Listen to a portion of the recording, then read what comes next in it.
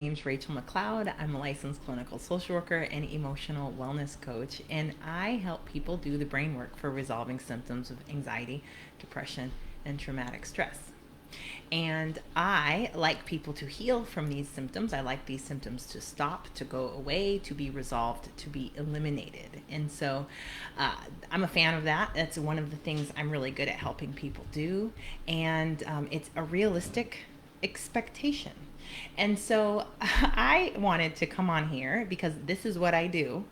I wanted to also talk about just me and titles. Okay, here we go.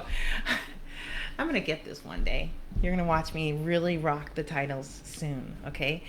Um, but I wanted to do an episode, and I'm going to start a new series, I think, on bad mental health advice for people experiencing symptoms of anxiety, depression, and traumatic stress. Because I think it's really important that we start to navigate against these things so that we can get to holistic wellness, so that we can leave these symptoms behind instead of just suffering with them, stuffing them, having them repeat, having them go untreated, unresolved. And so, no boo to that. And so, there's a lot of reasons why we're not resolving these symptoms right now. And I'm going to go after every one of them. But this video is just about one piece of bad advice, and I'm going to talk about why it's bad advice and what to do instead. And so, this today's episode of bad mental health advice is move forward and leave everything in the past. This is the advice that we're given, and this is not how brains work. As much as we want this to happen, and I'm going to tell you that there's a brain reason why we give this advice, and there's a brain reason why this does not work and causes our symptoms to keep going and even to get worse. And so this is not to shame you if you've used this strategy before, or if you have pushed the strategy on somebody else. This is to educate you on how brains work, because if we work with the brain, we're going to get a lot of results. We're going to get a lot of wellness and health. If we work against the brain, no matter how much we want it to be different, if brains don't work like that, you're not going to get the result. Okay. And so I want to really make this very simple for you. And I want to make this simple for the people that you're around. And if you're hearing this advice, I want you to have new information. Okay. So let's talk first about why we want to move forward and leave the past behind. And that is because we intuitively know that our system is not resolving these things. So it's like stuff in the past is coming up again, and it's coming up again, and it's coming up again, and it's bringing with it all the emotional distress, all the chaos, all the sorrow, all the grief, all the anger, all the rage, and it can really make us feel like we're losing control. And it's very difficult when these things are coming up when you're trying to enjoy your life, when you're trying to connect with your children, when you're trying to be in intimate situations, when you're trying to succeed. And it's so frustrating when your past really comes up and plays a role in your present. And this is how brains work. Pasts do play a role. And so what we say is like, let's just close the door. And there are strategies you can actually close your mental door to these things. You are programming your brain how to deal with the things from your past. And if this strategy is healthy, you're going to get health. But when we suppress them, let me tell you what you're going to get. And you're going to be able to get high performance, but you're going to create more and more divide from yourself, because what's in that door in the past is part of who you are. And your brain actually needs to integrate that into your life, into your wellness, so that you can move forward together and in harmony and in alignment with who you actually are. And so that's really what we want. But when we are like, I just need to get this done, I need to perform well, we can throw that door closed and go. This is a strategy I see a lot in the coaching industry, when there's lots of coaches that are starting to integrate the concept of working with the brain and high performance. That's where the sweet spot is. But you cannot leave your entire body, your entire neurology, and your entire past over yonder while you move forward and not think you're not divided, and not think that you're actually creating and setting yourself up for a massive mental health crisis. We do not do well divided. We have to be integrated. We have to be together. This is where health and wellness comes from. Right? And so when people are saying move forward, leave that in the past, I work with them in therapy, and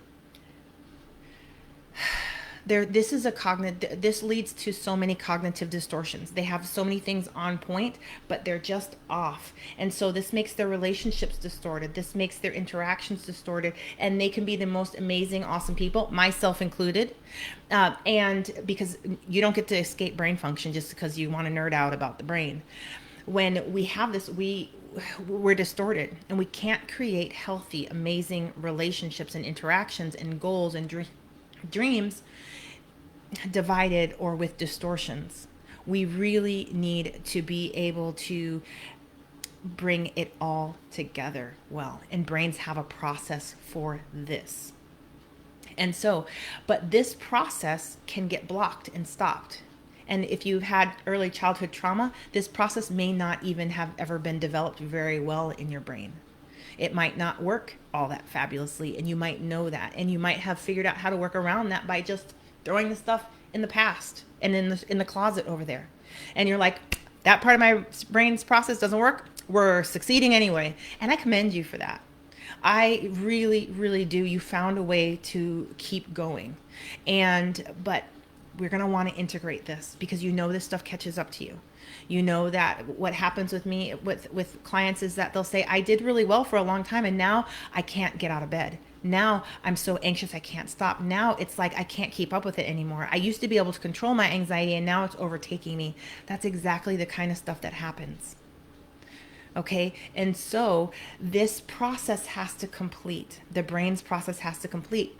Now, also, traumatic experiences can overload and overwhelm the process so that it cannot complete. It can't keep up with the work, and it actually malfunctions. And so you see it trying to complete the work, but it's not. And you can see the brain trying to complete any past work it wants to complete by flashbacks. You'll start noticing visual flashbacks. You'll start remembering memories. You'll push it back down, leave it in the past, and then your brain's like, I need this up. And so it keeps coming up. Those are flashbacks. You'll notice it showing up in your body. Maybe you're noticing that your stomach is aching, or your legs feel like lead, or your arms are tingling, or your shoulders are tense. That stuff is the past running through your actual body, your nervous system. You can't leave it in the past, because this part of your brain doesn't understand that there is a past and there is a present and a future. It just thinks this is happening now. Part of what happens when your body can bring this stuff up and you can actually get it through your brain's healing process, it's like if you imagine there being a factory, right? Your body is like, this thing, I got to get this up and get this resolved, and this is happening now. So it goes up through your nervous system, through your brainstem.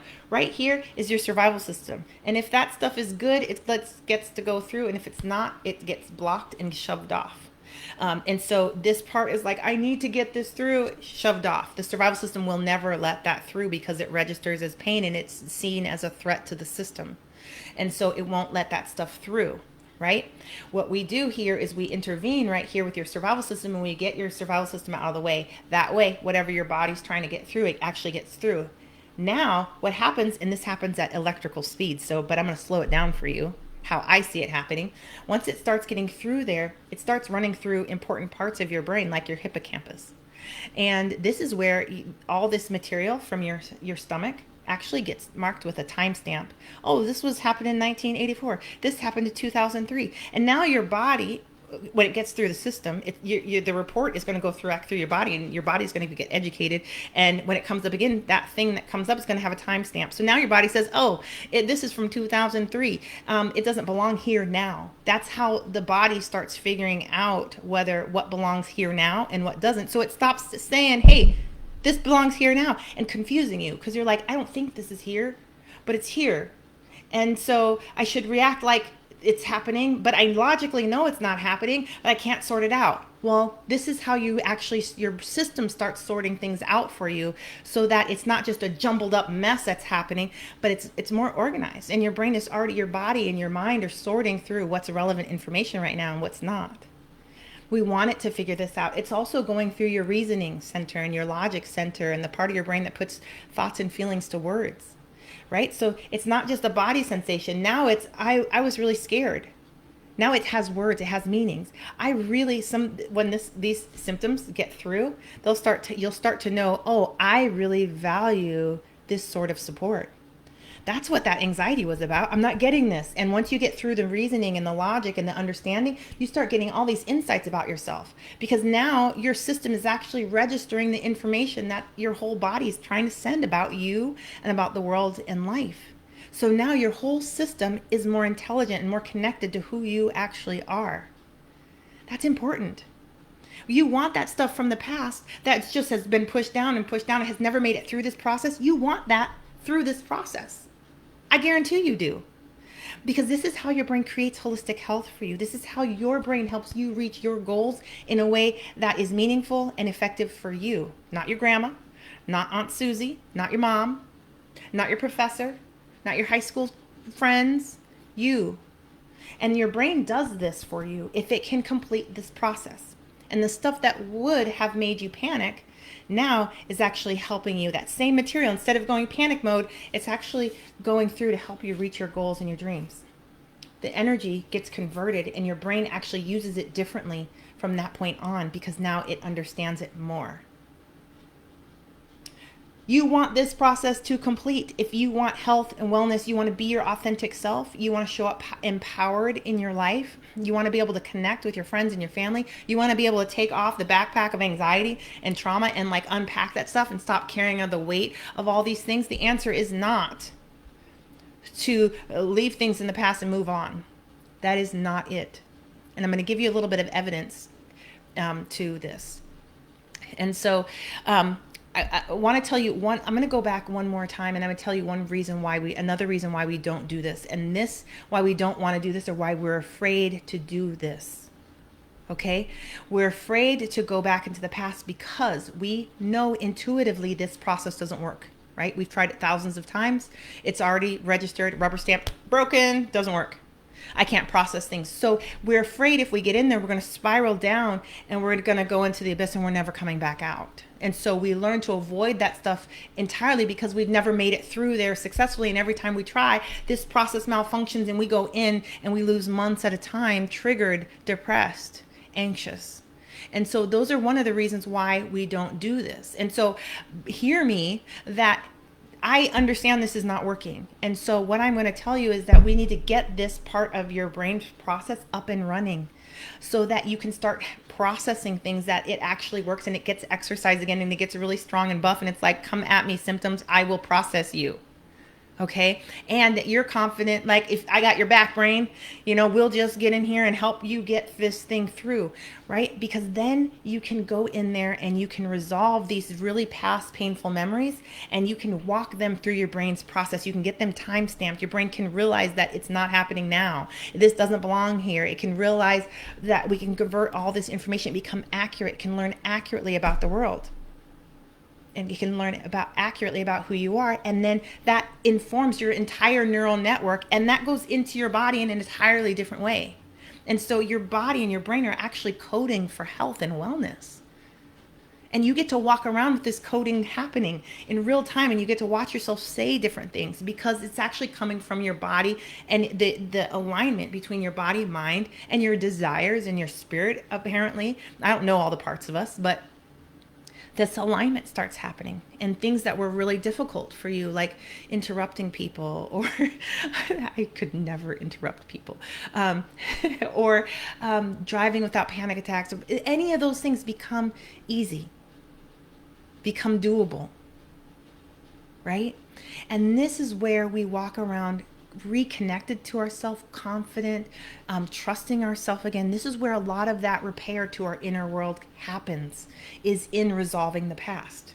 Now, what I was going to tell you, this is what I do. I don't have people move forward and move on. I will sit with you in the yuck for as long as it takes, because healthy brains that have been able to complete this process enough times, you can't hold them in the past. They're like, I got things to do. I got to do this. I got to do that. I got to do this. I got to do that. They're off and running. They are moving forward. And I'm telling you that even going to the past, your brain is actually trying to accomplish things so you can move forward. It actually has its own wisdom why it's going back there. It's like, I want to go, but I can't because of this thing over here. If you can turn around and go to that thing and resolve it in 20 minutes, You get freedom from that thing for the rest of your life. Your brain actually learns how to process it in a healthy way forever. Come on. And so when I do this, like I recently have been working with a client for a while, and they are just moping, insecure, disempowered. And we're just processing these emotions. We're going back to the things. We're doing past memories. We're in the moping. Never once did I say, you know what, buddy, you just need to get over it and move forward. No, your brain wants to go back to this 10,000 times. Let's go. It doesn't. Right? But I know that, but they don't know that. They're like, I'm going to get lost in the abyss. Okay, whatever. Let's get your brain up and running. So we're doing this.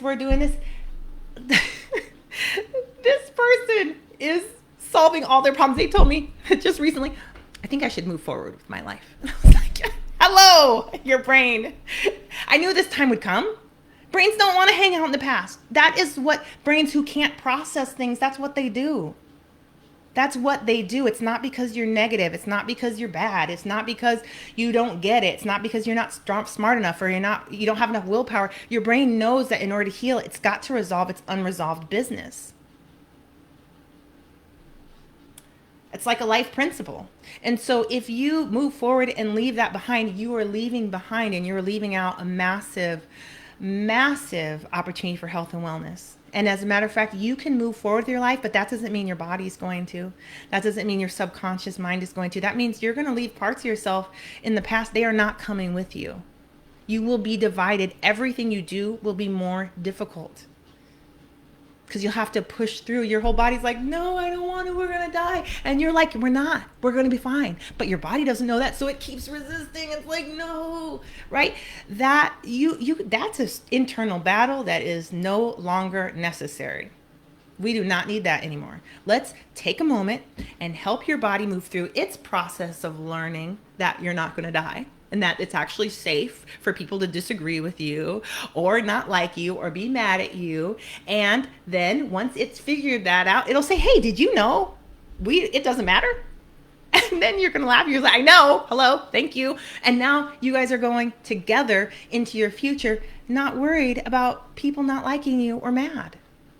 And yes, I'm oversimplifying it, because you actually might need to resolve 2 or 3 things, or, something back here that's more complex. Yeah, I get it.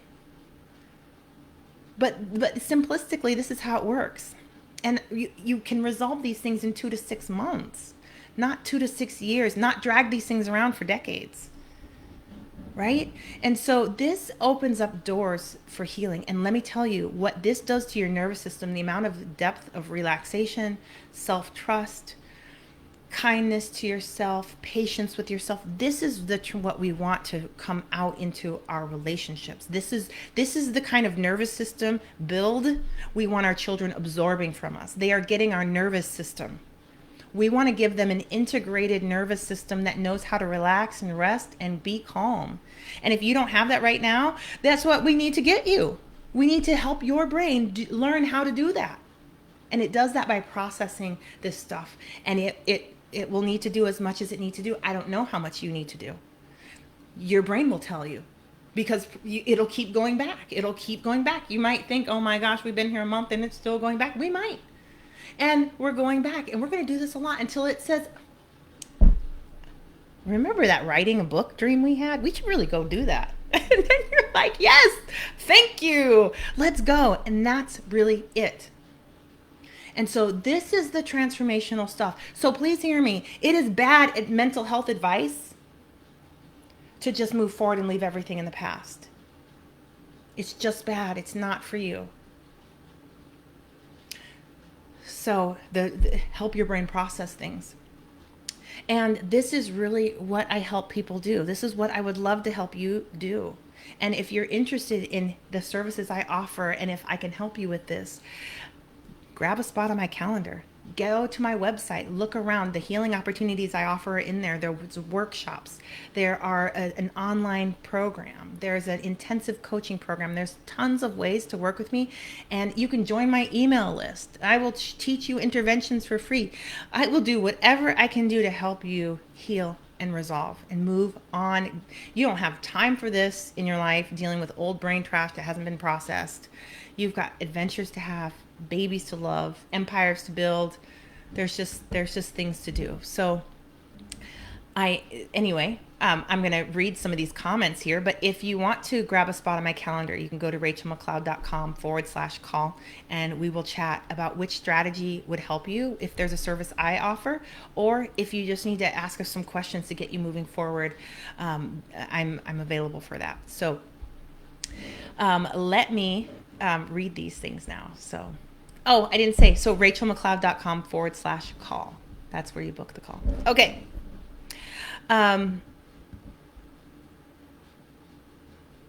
Okay, no, Misty's getting situated, and Misty, Carrie Marino says, okay, my stuff's choppy, my information's choppy. Let me tune into this and see if it's going to come back on the replay, because if it does, that would be really good. If not, I'm going to repeat that process again for you.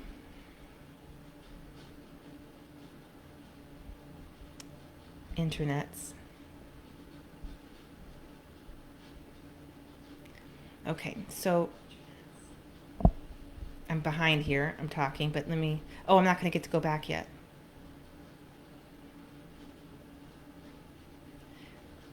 I am going to get to go back. Okay, let's see. Okay, so I think she picked up and said absolutely, but how do we get that information through the process? Okay, yes. Okay, let me explain that to you. I want to explain that to you. I've been meaning to do a video about this because I have a fun new way of conceptualizing this whole process. Oh, I'm such a nerd. I love it. So, okay, this is this long pipe, right? This is your brainstem right here, and this pipe is like, if you see all your nervous system here, it's all branched out because we're doing fabulous anatomy imagining right here. And I don't know how it works in the head, because obviously some of your sensory information is coming from your eyes and your ears and your nose, right? And then you've got your hands and your body and your toes and all that stuff. When you go through life, your body is like your sensing instrument. So you're sensing what's going on, and all that stuff gets processed in the prefrontal cortex. And so that's why you might go outside and feel the cold, and then your brain, if it's like me, it says, ooh, I don't like cold, right? It gathered the information and it registered all the information, and it said, I don't like cold. Or maybe you were in the tropics and you walked out and you had all that humidity and that heat, and your brain said, I am home. This is where I belong. Anyway, I live in Oregon. I've spent 9 months fantasizing about tropical weather. This is how it works, right? And your prefrontal cortex is your center for reasoning, logic, problem solving, your morals, your values, your thoughts and words. You want all that information getting to the front of the brain. And that's your thinking center. That's how you see things. That's how you put all the things together and walk around. Where you interpret things. You interpret all this sensory information and get there. Now, this is your survival system, right? And all this information is coming up, and its job is to keep you away from pain, right? So if it senses pain, that means your body's in danger, and it's listening to the body only, because it just needs to keep your body alive. And so if it's pain, it clamps down here, and if it's pleasure or neutral, it will let everything be processed. So all this sensory information does not register as pain, it registers as pleasure or neutral, really comes to the front of the brain and gets mixed up and really gets interpreted and processed, and all the good things start happening there. If you have an experience, your survival system the pain neurons are like, there's pain in our system, and so the survival system chops it down, puts this block on it, right? But all this sensory information is still doing its job of running through to try to get to the front of the brain to provide you information about what's happening. But because it's registering as pain, your survival system's doing this, and it's shifting you off into a survival state. And so it's actually running away from your own sensory information. That's yours. You collected that sensory information fair and square, and you actually can't use it or process it or do anything with it. So it gets trapped there. So it doesn't it just keeps coming here, and this is where you have your explosions of panic and all this stuff, right? So but because it doesn't get through, it stays back in the body, and the body is like, I got to get this information up there. I have to tell them this stuff because this is information we have to get processed. And so, but if it's like a traumatic memory, this part of the brain is like, no, we will die. You're not bringing that up here. And so it has to gets stuck in the body. And so it doesn't get through. And then your body is like, I'm aching. My stomach, it's building up here. I need to get this through. And I'm trying to communicate. And so there's all these problems when this gets stuck in your body for decades, because it's not supposed to. It's supposed to move through. Right? And so we really want this thing to open up and let this stuff through, but it's designed not to. And this part is listening to the body. And so we intuitively know that if we use a mind-body intervention, we can influence this to flip open. And once this flips open, we can regulate and we can do calm and we can process this information. We know this because this is what we do with babies. When babies are born, we pick them up and we start rocking with them. That's a mind-body intervention. It flips this lid open. All this information actually moves through. The baby gets calm. It gets wiser. It's smarter. It's ready to learn and take on life. Over and over again, we do that. We are manually flipping this so that that nothing gets stuck in the body, but that they can learn and grow. Because this is also the brain's growth and maturity process. And so everything that gets stuck there does not get to grow, does not get to do any of the maturity thing. That's why sometimes you say to people, you're acting like a 3-year-old. Yep, they actually are. And that information actually, whether it's 3 or whether it's 30 or whether it's 50, it needs to come through the healing pathways, because it has to go through the healing pathways, because their brain needs to do the time stamping, needs to do the understanding, the logicking, the reasoning, the problem solving, it needs to do all those things. And so regardless of how mature or immature it is, it needs to finish this process. And so we really want to hold this lid open. This is what happens when we go into a survival state. We'll use food or eating or drugs or alcohol to open this up so we can regulate. We might not get processing because we've also distracted onto something else. So we're kind of, you've got some, if all these things are leading in, right, and you have options of what you're going to process. This might be the distress. This might be homecoming that your kids are going to be doing soon. Your brain shifts to these things, and then if you're not on the right tracks, you don't get that healing to happen, right? So a lot of this work is flipping to the track where we need the healing to take place, right? We don't need the healing to take place in managing what's going on at homecoming and making sure there's dresses and pictures and right? But if you start eating, your mind might also pick up and go here. So this stuff actually doesn't get processed still, but you do get the regulation. You're using a mind-body intervention to regulate. And so the trick here is we all need regulation, but we also need processing. And so the deal is you want to help the brain process the stuff it needs to get processed. And so we have tricks and strategies to turn the track to the stuff that needs healing. Like maybe it's the panic attacks. And your brain's like, oh, let's do social media, right? It's calming. It is calming. It will get you off of these painful tracks, but it won't get this stuff processed. And so the door is closed to this stuff. So, okay. So we've got this stuff here. We've got all these little threads going in there. Some of them are open, whatever. The only thing we do is hold this open. When the stuff is moving or we've loaded the stuff for moving, then we just hold this open. Mind-body interventions will do that. And so there's 4 that I teach people. I teach emotional freedom techniques, thought-filled therapy, energy medicine, or EMDR, eye movement desensitization or reprocessing. And so these are all mind-body interventions that you can use. You can get your brain on the track, the healing track you want to go on, and open it up. That's all you need to do. And as a matter of fact, there are situations that happen when we are actually triggered that all this information is already flowing. The job is pull open the track. Right? So it's like you want to use the intervention during these times, not because interventions are fabulous, because the brain function, the only thing we need to happen here is open this stuff up, let this stuff finish. Let your body give the full report. Let your subconscious mind do all the things it needs to do. Let them finish their work, because even though you already know the answer, doesn't mean that they know the answer. And so you want to help them complete the work. So that's an analogy of how this work works, and it's really helping my clients really conceptualize this more, and really encouraging more intervention work. Not that I want you addicted to interventions. I do actually want you addicted to interventions, but not compulsively, just like the association of distress plus interventions equals resolution. And so because we want your brain will need this, especially if you have childhood trauma, if you have developmental trauma, if you have attachment wounding. There's so much here that because your brain was in survival mode, it wasn't able to do the it wasn't able to do the building the programs and the processes that needed, like self-trust, calming, regulation.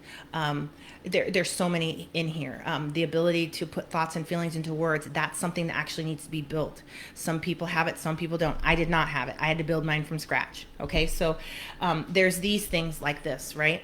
So we don't just, if these things aren't built, it's very hard to process things. And so we want to manually walk your brain through the process until the things are built in place that it needs to do to heal. And this is the stuff that this is why my program is ordered the way that it's ordered, because we do a lot of healing, and then we shift to building. And so that way we're not just healing, but we're helping the brain build in the function that it needs built. And so that is an example of how this healing process happens. Okay, I'm going to answer a couple more questions and then I have to go. So, do you recommend scripts for EFT? I do not. I don't for anxiety disorders, because we have so much work to do that I like to layer things together. So you do one thing and it accomplishes 3, 4, 5 things.